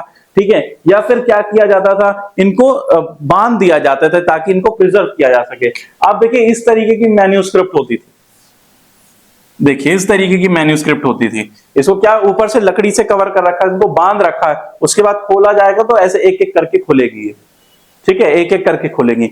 ये आप ना उसमें देख सकते हैं, एक अक्षय कुमार की मूवी आई थी ना, वो जिसमें वो क्या कहते हैं, श्रीलंका वाला जो राम सेतु, ठीक है, राम सेतु वाली उसमें दिखाया था उसके कि उनके पास एक बुक मिल जाती है जिसमें सब कुछ लिखा रहता है कि श्री राम के बारे में सारी कहानियां लिखी रहती हैं। ठीक है, तो ये उस समय मैन्यूस्क्रिप्ट का इस्तेमाल किया जाता था, ये थी उस समय जो इंडिया में यूज किया जाता था। हाईली एक्सपेंसिव एंड फ्रेजाइल, लेकिन इन मैन्यूस्क्रिप्ट की प्रॉब्लम क्या थी कि बहुत महंगी होती थी और फ्रेजाइल होती थी। Scripts was written in different style, could not be read easily. अब स्क्रिप्ट जो थी वो अलग अलग स्टाइल में लिखी जाती थी। मान लीजिए मैं ए ऐसे लिखता हूं, ठीक है, फॉर एग्जाम्पल आप ए ऐसे लिखते हैं, ठीक है, कोई ए ऐसे लिखता है, सबका ए लिखने का तरीका अलग है, तो हैंडराइटिंग्स कई बार डिफरेंट होती थी और हर कोई नहीं समझ पाता था। ठीक है, pre colonial Bengal extensive network of village primary school students only learn to write. ठीक है, अगर हम प्री कॉलोनियल बंगाल के बारे में बात करें, नहीं बंगाल जब गुलाम नहीं बना था, एक्सटेंसिव नेटवर्क ऑफ विलेज था, सॉरी बेटा, एक्सटेंसिव नेटवर्क ऑफ विलेज था, प्राइमरी स्कूल्स थे, एंड स्टूडेंट्स जो थे, ठीक है, वो काफी ज्यादा लिखना सीखते थे।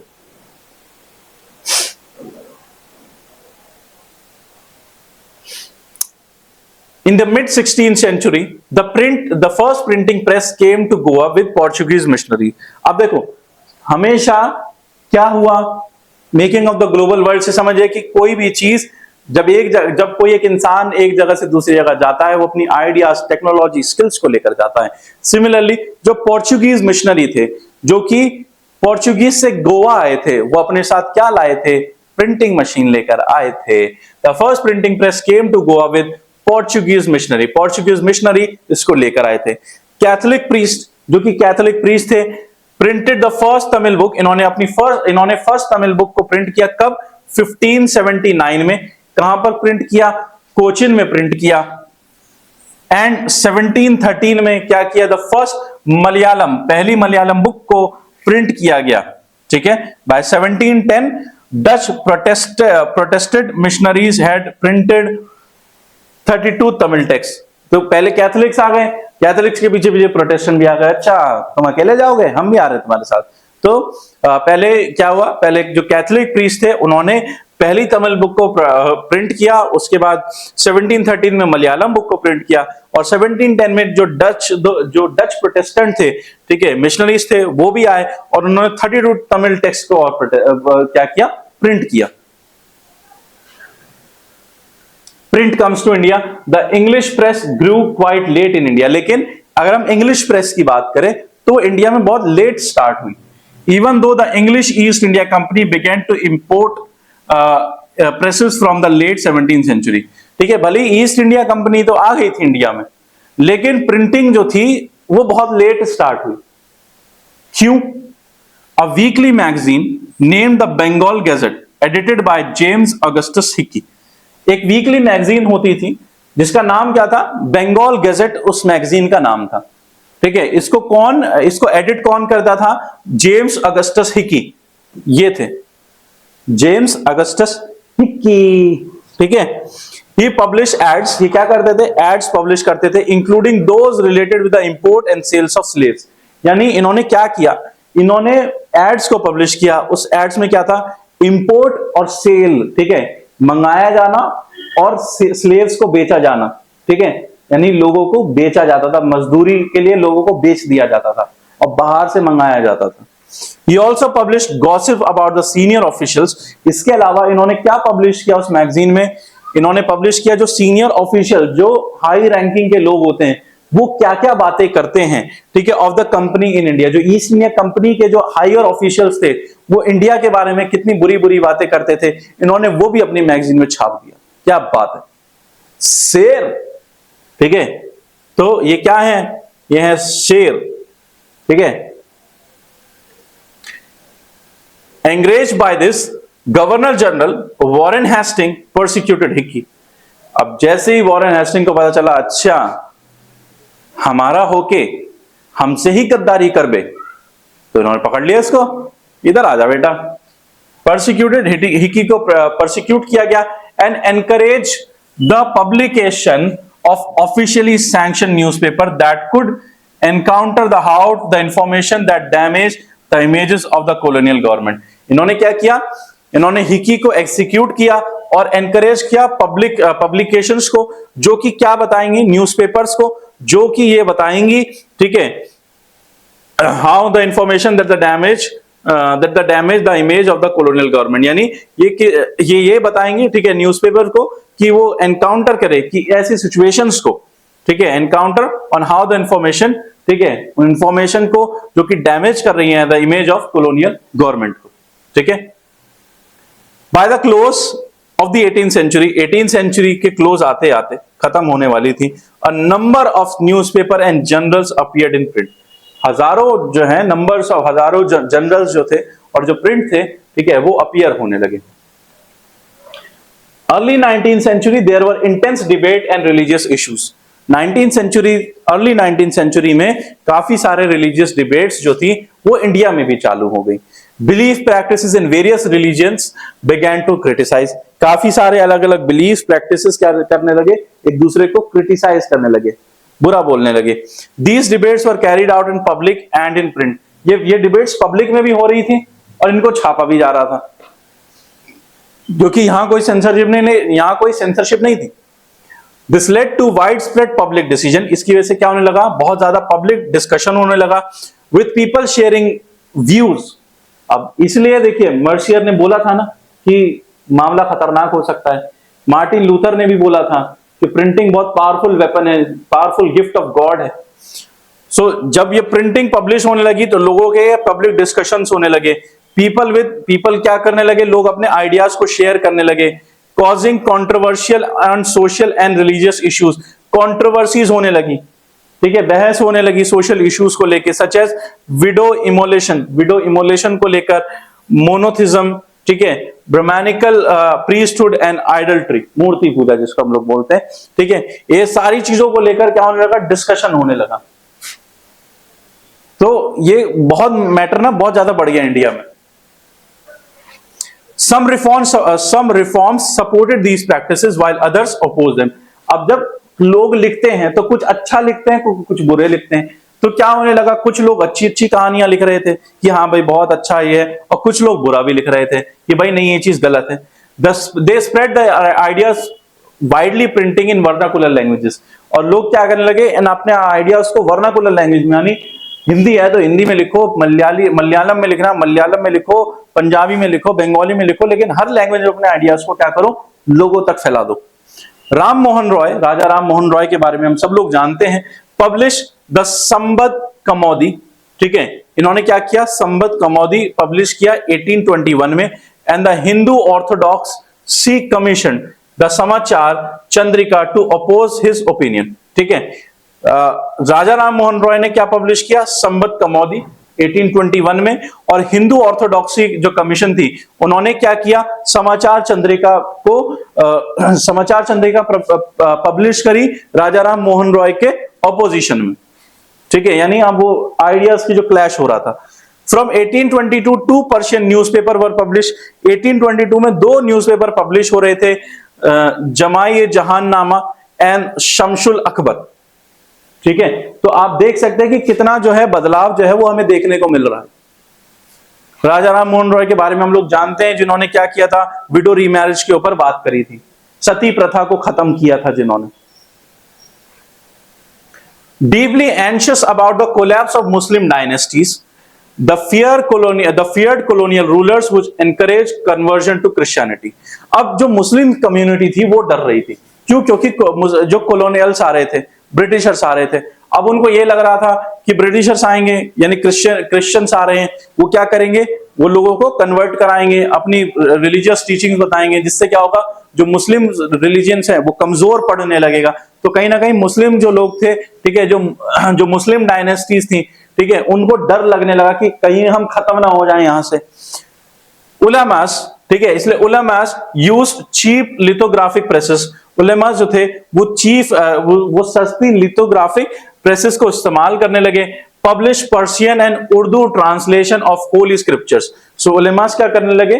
ठीक है, लिथोग्राफिक प्रेसेस का इस्तेमाल करने लगे, पर्शियन और उर्दू ट्रांसलेशन में जो रिलीजियस बुक्स थी उनको प्रिंट करने लगे, जो रिलीजियस स्क्रिप्चर्स थे या बुक्स थी उनको प्रिंट करने लगे। They also use religious newspaper and tracts. इन्होंने रिलीजियस न्यूज़पेपर और ट्रैक्ट्स भी निकाल दिए। द देवबंद सेमिनरी, ठीक है, एक देवबंद सेमिनरी में, ठीक है, founded in 1867, publish thousands of फतवास। ठीक है, इन्होंने हजारों फतवास को पब्लिश किया। Telling Muslim readers how to conduct themselves in everyday life. ठीक है, कि उस फतवा में क्या था कि मुस्लिम्स को किस तरीके से अपनी रोजमर्रा की जिंदगी को कंडक्ट करना चाहिए, किस तरीके से बिताना चाहिए। And explaining the meaning of Islamic doctrines. और जो इस्लामिक स्क्रिप्चर्स थे उनको एक्सप्लेन करने का प्रोसेस था। ठीक है, अभी देखिए सिर्फ मुस्लिम्स ही नहीं, अभी हिंदूज भी डर रहे हैं। Among Hindus to print encourage the reading of religious text. क्योंकि जब उनको ऐसा पता चला कि अगर ऐसा हो सकता है तो हिंदूज ने भी क्या किया? उन्होंने भी प्रिंटिंग स्टार्ट कर दी। ठीक है, Hindus to print encourage the reading of religious text specially in vernacular languages. इसी तरीके से हिंदूज ने भी क्या किया? वर्नाकुलर लैंग्वेजेस में अलग अलग भाषाओं में जो रिलीजियस टेक्स्ट थे, जो रिलीजियस स्क्रिप्चर्स थे, उनको पब्लिश करना स्टार्ट किया। The first printed edition of Ramcharitmanas of Tulsidas, जो पहला एडिशन था रामचरितमानस का, जो कि तुलसीदास ने लिखी है। 16th century came out from Calcutta in 1810। तो 1810 में पहली जो रामचरितमानस थी, ठीक है, वो प्रिंट करी गई। By the mid 19th century cheap lithographic edition flooded North Indian market, जो कि थोड़ा सा सस्ता निकाला गया ताकि सभी लोगों तक पहुंच जाए। इसलिए क्या किया गया? कुछ समय बाद, ठीक है, जो पूरी नॉर्थ इंडियन मार्केट थी उसमें जो बुक्स थी, हिंदू लिटरेचर स्क्रिप्चर्स जो बुक्स थी, वो फैल गई। फ्रॉम 1880 द नवल किशोर, ठीक है, जो 1880 में जो नवल किशोर प्रेस थी लखनऊ में, and the Shri Venkateshwar press जो बॉम्बे में थी, publish numerous religious text in vernaculars. ठीक है, नेक्स्ट देखिए। As more people could now read, they wanted to see their own life experiences, emotion, relationships reflected in what they read। अब जैसे जैसे innovation होता जा रहा था, लोगों की डिमांड बढ़ने लगी। किस चीज को लेकर डिमांड बढ़ने लगी? कि सर अब हमें यही नहीं पढ़ना है, अब कुछ ऐसा पढ़ाइए जो कि हमारे जीवन से रिलेटेड हो, हमारी बातों से रिलेटेड हो, ऐसा कुछ बताइए हमें, ऐसी कोई किताब बताइए, ठीक है, जो कि एक ओन लाइफ, ठीक है, हमारी जीवन की दिनचर्या के बारे में कुछ हो, एक्सपीरियंसेस के बारे में हो कि भाई एक कोई पर्सन था, उसके साथ जीवन में ऐसा हुआ तो आप ये नहीं करना चाहिए, ठीक है, एक्सपीरियंसेस के बारे में होना चाहिए। इमोशंस एंड रिलेशनशिप्स के बारे में होना चाहिए। ओ माय गॉड, ठीक है, इमोशंस के बारे में होना चाहिए, रिलेशनशिप्स के बारे में होनी चाहिए, प्रेम कथाएं होनी चाहिए। क्या बात है, लोग मतलब पहले से ही हम लोग ऐसे थे, पहले से ही हम लोग रोमांटिक हैं, पहले से देखो किताबें आई तो लोग चालू हो गए, अच्छा एक्सपीरियंस है, इमोशंस के बारे में थोड़ा बताओ, रिलेशनशिप के बारे में बताओ, कैसे कैसे मैनेज किया जाए, कैसे वो जाती है तो उसको मैं फंसा लूं, तो कुछ ऐसा कुछ हो जाए तो बाबू साहब मजा आ जाए। अगर कोई ऐसी किताब हमें मिल जाए जिसमें हमें ये पता हो कि हमें क्या करना है, कैसे उससे बात करनी है, तो मजा ही आ जाए। Reflected then what they need, ठीक है, व्हाट दे रीड, तो उनसे पता चल रहा था जिस तरीके के लोग डिमांड कर रहे थे। In Europe the novel a literary form was developed to cater the needs of the people who acquired forms and styles, ठीक है, यूरोप में इसकी एक जिम्मेदारी ली, ठीक है, यूरोप में जब पता चला अच्छा ये है रहा नहीं जाता, चला भी ऐसी है ना, तो यूरोप में क्या हुआ, यूरोप में एक लिटरेरी फॉर्म थी जिसने लोगों की जरूरतों को समझा कि ओहो कोई बात नहीं, हम है ना, हम प्रिंट करेंगे आपके लिए ऐसी किताबें, ठीक है, तो सच फॉर्म्स ऑफ स्टाइल जो है उनको प्रिंट किया गया। New literary forms entered the world after reading such as lyrics, तो किस नई नई तरह की रीडिंग्स आने लगी, जैसे lyrics, short stories, essays about social and political matters, ठीक है, तो इसमें किसकी एक लिटरेरी फॉर्म थी जिसने इस चीज की जिम्मेदारी ली थी। New visual culture took shape by the end of 19th century, नया विजुअल कल्चर जो था वो डेवलप होने लगा। Painters like Raja Ravi Varma produce images for mass circulation, ठीक है, जो राजा रवि वर्मा थे उन्होंने इमेजेस को, ठीक है, प्रिंट किया मास सर्कुलेशन के लिए ताकि ज्यादा लोगों तक फैले। By the 1870 caricatures and cartoons were being published, caricatures और कार्टून जो हैं वो पब्लिश होने लगे, कहां पर, जनरल्स में और न्यूज़पेपर में, commenting on social and political issues, जहां पर ये क्या करते थे, सोशल और पॉलिटिकल इश्यूज के ऊपर कमेंट होते थे, बताते थे कि क्या चल रहा है क्या नहीं चल रहा है, ठीक है। Gradually writing on women lives and thought began in India, अब जब मेल्स के ऊपर इतनी सारी बातें हो रही तो महिलाओं के ऊपर भी होगी, महिला के बारे में भी लिखा जाने लगा। Middle class women also started reading, जो मिडिल क्लास की जो महिलाएं थी वो भी पढ़ने लगी। आओ जी आओ लाइब्रेरी में चल रहे जरा पढ़ने को, अरे रुक जा मैं ना जा रही, अरे ना चलना पड़ेगा, तो जाते थे महिलाएं, मिडिल क्लास वुमेन जो थी वो भी जाती थी। Even many generals highlighted women education importance, बहुत सारे जनरल जो लिखे गए थे वो महिलाओं की एजुकेशन के बारे में बात करते थे।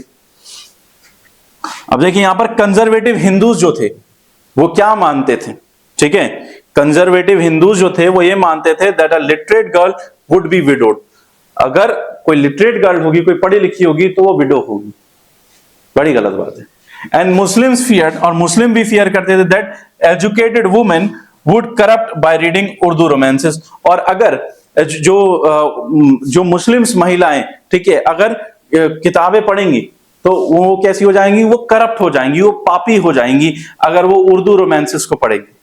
यानी बहुत सारी कविताएं, बहुत सारी जो शेरो शायरी होती है ना, जो खासकर रोमांटिक जो शेरो शायरियां होती हैं वो उर्दू भाषा में होती हैं, और वो लगती भी अच्छी उर्दू भाषा में है ना। तो एक शेर हो जाए इसी बात पर, राहत इंदौरी साहब का, ठीक है, गुलाब दवा जहर क्या क्या है, मैं आ गया हूं देख इंतजाम क्या क्या है। तो काफी सारी रोमांटिक जो शायरियां होती थी वो उर्दू में लिखी जाती थी। तो मुस्लिम्स को, जो मुस्लिम्स कंजर्वेटिव्स थे, कंजर्वेटिव यानी जो प्रथाओं को बचा के रखते हैं, उनको ये लगता था कि अगर मुस्लिम्स इन रोमांसेस को पढ़ेंगी, इन शेरो शायरियों को इन शेरो शायरी को पढ़ेंगी तो क्या हो जाएंगी, वो करप्ट हो जाएंगी, पापी हो जाएंगी, उनके मन में भी ये सब प्रेम व्रेम की भावना आने लग जाएगी, फीलिंग्स आने लग जाएंगी उनके अंदर, ऐसा नहीं होना चाहिए। Many women began secretly learn and write, बहुत सारी महिलाओं ने छुप छुप कर पढ़ा और लिखा, ठीक है, पढ़ने लगी, रीड करने लगी। राज सुंदरी देवी, आप देखिए राज सुंदरी देवी इन, ठीक है, इन 18, इसको देखते हैं अभी, शी रोट हर ऑटोबायोग्राफी, ठीक है, इन्होंने अपनी ऑटोबायोग्राफी लिखी, टाइटल अमर जीवन, ठीक है, इन्होंने अपनी ऑटोबायोग्राफी लिखी, उस ऑटोबायोग्राफी का नाम क्या था, Amar Jiban in Bengali. It was first full length Bengali autobiography by a female, ये पहली ऑटोबायोग्राफी थी जो कि एक फीमेल ने लिखी थी। कैलाश भाषिनी देवी, ये दूसरी महिलाएं हैं। Through her writing she express women's struggles and injustice in household. इन्होंने अपनी राइटिंग से लिखा कि किस तरीके से महिलाओं को, ठीक है, इनजस्टिस फेस करना पड़ रहा है उनके घरों में, यानी किस तरीके से उनके साथ मिसट्रीटमेंट हो रहा है, किस तरीके से उनके साथ बुरा व्यवहार हो रहा है। Tarabai Shinde and Pandita Ramabai, they wrote with passionate anger. ये काफी मतलब इन्होंने खूब भर के अपनी जो बुक्स हैं उसमें खूब भर के गुस्सा निकाला, ठीक है, about the miserable lifes of upper caste Hindu women specially widows. ठीक है, इन्होंने अपर कास्ट वुमेन्स के लिए, ठीक है, मिजरेबल कंडीशन जो अपर कास्ट वुमेन्स की हैं, खासकर जो विडोज जो हैं, ठीक है, उनके बारे में इन्होंने लिखा कि कितनी बुरी कंडीशन में हैं वो लोग। ठीक है, बाय 1870 तक series publication for women began in Hindi as well. ठीक है, 1870 तक ये सारी चीजें क्या है, हिंदी में भी पब्लिश होने लगी है सारी किताबें। Various topics like women education, जैसे women education, widowhood, widow remarriage and the national movement were widely printed. तो ये सारी चीजें धीरे धीरे करके प्रिंट होने लगी। पंजाब में देखिए, इन पंजाब राम चड्डा Stri Dharma Vichar guided women's to be ideal wife. ठीक है, जो पंजाब में राम चड्डा की स्त्री धर्मा विचार थी, उसमें लिखा हुआ था कि किस तरीके से महिलाएं जो है एक तरीके से किस तरीके से एक आइडियल वाइफ, ठीक है, एक अच्छी पत्नी, धर्म पत्नी बन सकती हैं। Similarly, the Khalsa Tract Society and the Batla publication in Bengal also printed materials for women. इसी तरीके से जो खालसा ट्रैक सोसाइटी थी और बाटला पब्लिकेशन थी, उन्होंने भी लिखा कि किस तरीके से महिलाओं के लिए क्या क्या चीजें करी जा सकती हैं। Now, by the 19th century, very cheap small books were brought to market. 19th century तक आते आते, ठीक है, 19th सेंचुरी तक आते आते बहुत सारी चीप स्मॉल बुक्स जो हैं वो मार्केट में आने लगी। In the early 20th century Indian public libraries were filled. 20th century तक आते आते जो इंडियन पब्लिक लाइब्रेरीज थी वो पूरी भरने लगी। ठीक है, now even the poor could access the books easily. अब इससे क्या हो रहा था, जो गरीब लोग हैं वो भी इस चीज को एक्सेस कर पा रहे थे। Many people started raising their voices against caste discrimination with the help of printing. अब जब बुक्स आने लगी तो लोग कास्ट डिस्क्रिमिनेशन के ऊपर भी आवाज उठाने लगे कि भाई ये भी गलत है। 1871 में देखिए Jyotiba Phule, he wrote a book गुलामगिरी। इन्होंने एक बुक लिखी जिसका नाम था गुलामगिरी, ठीक है, in which he criticise the caste injustice. इन्होंने कास्ट इनजस्टिस को उसमें अच्छी तरीके से क्रिटिसाइज किया। Similarly B R Ambedkar and E V Ramaswamy wrote against caste discrimination to.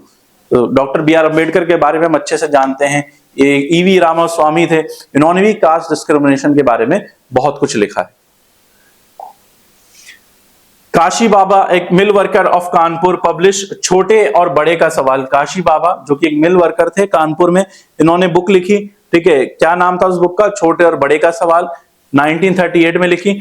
To show the links between caste and class exploitation, किस तरीके से कास्ट और क्लास एक्सप्लॉयटेशन, यानी कास्ट और क्लास में किस तरीके से भेदभाव होता है, किस तरीके से लोगों के साथ बुरा बर्ताव किया जाता है, उस चीज के बारे में इन्होंने लिखा था। Another Kanpur mill worker Sudarshan चक्र पोएम्स वर पब्लिश्ड एज सच्ची कविताएं। ठीक है, मेनी वर्कर्स और poor women were printed, many works of poor people were printed. कुछ जो गरीब लोग थे उनकी बुक्स को भी प्रिंट किया जाने लगा। एंड वर्कर सेटअप लाइब्रेरीज इन बंगाल, और एक वर्कर लाइब्रेरी को सेटअप किया गया कहां पर, बैंगलोर में।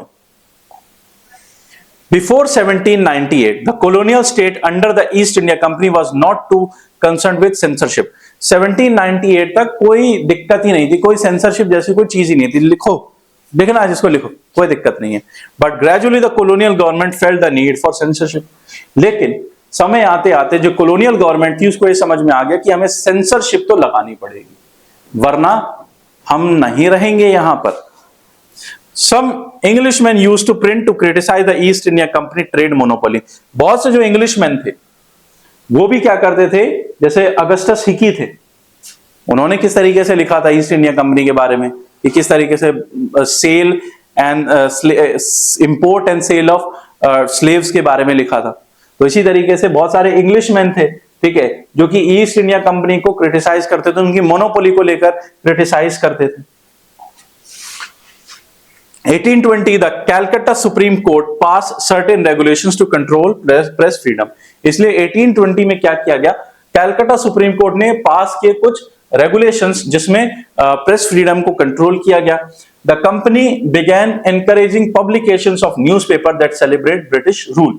तो कंपनी ने उन पब्लिकेशंस को ज्यादा एनकरेज किया, उनको ज्यादा बोला कि भाई आप ज्यादा आप छापिए। किनको बोला, जो कि ब्रिटिश रूल को सेलिब्रेट करते थे। अच्छा, कितना अच्छा रूल है, बहुत बढ़िया, राम राज्य आ गया, ठीक है, मजे ही मजे चल रहे हैं, लोग आराम की जिंदगी जी रहे हैं ब्रिटिश रूल में, ठीक है। तो ब्रिटिश रूल उनको कहता था कि हाँ हाँ आप छापिए, आप अच्छा लिखते तो आप छापिए, हाँ आप छापेंगे, तुम बुरा लिख रहे हो तुम नहीं छापना, ठीक है। 1835 the loss of press freedom, ठीक है, 1835 में प्रेस फ्रीडम का लॉस होने लगा। Led many newspaper editors to petition the governor general to revise the press laws. जब प्रेस की फ्रीडम को बिल्कुल खत्म किया जाने लगा, तो ये जो प्रेस राइटर्स थे, ठीक है, जो पब्लिशर्स थे, जो प्रेस एडिटर्स थे, इन्होंने क्या किया, गवर्नर जनरल को अपनी पिटीशन लिखी कि सर आप इस कानून में बदलाव करिए, किसी भी तरीके से आपको बदलाव करना पड़ेगा। गवर्नर जनरल उस समय कौन थे, बेंटिक थे। Agreed to revise press laws, इन्होंने बोला ठीक है जैसा आप कहते हैं हम करेंगे। अब उस समय कौन आए, Thomas Macaulay, a liberal colonial official, ठीक है, ये आए और इन्होंने नए लॉस को फॉर्मुलेट किया that restored the earlier freedom, जो कि इनकी जो एडिटर्स की पुरानी फ्रीडम को छीन रहा था उसको वापस रिस्टोर किया। एक अच्छे लीडर थे ये, एक अच्छे कॉलोनियल ऑफिशियल थे ये। As vernacular newspapers turn nationalist, Britishers considered stricter control. लेकिन ये जो वर्नाकुलर न्यूज़पेपर्स थे, यानी ये रीजनल न्यूज़पेपर जो अलग अलग भाषाओं में जो प्रिंट हो रहे थे, क्या होने लगा कि ये फिर से, ठीक है, ये न्यूज़पेपर क्या थे, ब्रिटिश गवर्नमेंट के खिलाफ फिर से बात करने लगे कि भाई ये इस तरीके से बुरा व्यवहार कर रहे हैं, ये है वो है। तो फिर उसमें फिर क्या होने लगा, फिर जो ब्रिटिश गवर्नमेंट थी, ठीक है, जो कॉलोनियल गवर्नमेंट थी, उन्होंने फिर से प्रेस के ऊपर स्ट्रिक्ट कंट्रोल्स रखने स्टार्ट कर दिए। The government monitor vernacular newspapers, government इनको मॉनिटर करने लगी। वर्नाकुलर प्रेस एक्ट यही है बेटा, ठीक है, that is vernacular press act कि the government monitor vernacular newspaper, government इनको मॉनिटर करने लगी। Warning those publications against colonial rule, ठीक है, जो भी कॉलोनियल गवर्नमेंट के खिलाफ बोलेगा हम आपको पहले ही बता देंगे, ठीक है, यानी आपको पहले ही वार्न किया जाएगा, और अगर आपने हमारी बात को इग्नोर किया तो हम आपकी प्रेस को सीज कर देंगे, यानी बंद कर देंगे, ठीक है। आप लिखिए कोई दिक्कत नहीं, लेकिन अगर आप ओवर लिखेंगे तो हम आपको वार्निंग देंगे कि भाई आप रुक जाइए, और अगर आप नहीं मानेंगे तो हम आपकी प्रेस को बंद कर देंगे। लेकिन फिर भी ऐसा नहीं हुआ, ठीक है, क्योंकि बहुत सारी छुप छुप के प्रिंटिंग होती थी। देखिए, despite repression nationalist articles keep getting printed. इतने दबाव के बाद भी जो नेशनलिस्ट आर्टिकल्स थे वो खूब प्रिंट हुए, ठीक है, जिसकी वजह से बहुत बेनिफिट मिला। मेनी वर जेल, बहुत सारे जेल चले गए, न्यूज़पेपर शट डाउन हो गए, येट प्रिंटिंग कंटिन्यू, लेकिन प्रिंटिंग जो थी वो हमेशा चलती रही। 1907 में Punjab revolutionaries were deported, Punjab revolutionaries को डिपोर्ट किया गया। Bal Gangadhar Tilak wrote with great sympathy about them in his Kesari, ठीक है, केसरी में उन्होंने लिखा which led to hit to imprisonment, जिसकी वजह से उनको imprisonment भी हुआ 1908। Okay, so that's all for the day। तो हमारा ये चैप्टर बेटा इतना ही था। आई होप सो कि आपको चैप्टर सारा समझ में आया होगा, कोई डाउट नहीं होगा आपको इस चैप्टर में। और नेक्स्ट वीडियो में मैं आपको इस चैप्टर के जो इंपॉर्टेंट क्वेश्चंस हैं वो मैं आपको इस चैप्टर के करा दूंगा, ठीक है। सो अगर आपको चैप्टर अच्छी तरीके से समझ में आ गया, आप उस वीडियो को देख लेना, उसमें इस चैप्टर के सारे क्वेश्चंस होंगे। और अगर आपको चैप्टर नहीं आता है तो आप इस वाली वीडियो को देख लेना, आपके इस चैप्टर से रिलेटेड सारे जितने भी डाउट्स हैं वो क्लियर हो जाएंगे, ठीक है। सो मिलेंगे हम आपसे नेक्स्ट वीडियो में, तब तक के लिए बेटा अपना ध्यान रखिए, टेंशन फ्री रहिए, माइंड को रिलैक्स रखिए। आई नो बहुत टेंशन भी होगी पेपर की वजह से, हो सकता है दिमाग में और बहुत सारे 10 सवाल चल रहे हो, पहली बार बोर्ड का पेपर दे रहे हैं, क्या होगा कैसा आएगा। देखो जैसा आएगा वैसा ही आएगा, ठीक है, आपको ज्यादा टेंशन लेने की जरूरत नहीं है इस चीज में। आप फर्स्ट टाइम दे रहे हैं, इट माइट, देखो पेपर है ना, बस फर्क यह है कि आपके टीचर ने नहीं बनाया, बाकी तो सब कुछ वही है जो आपके सिलेबस में से आ रहा, तो क्यों इतना सोचना। ठीक है, अगर आपने मेहनत से पढ़ाई करी है तो आपको टेंशन लेने की जरूरत नहीं। ठीक है, सो मिलेंगे बेटा आपसे नेक्स्ट वीडियो में, तब तक के लिए अपना ध्यान रखिए, बाय बाय।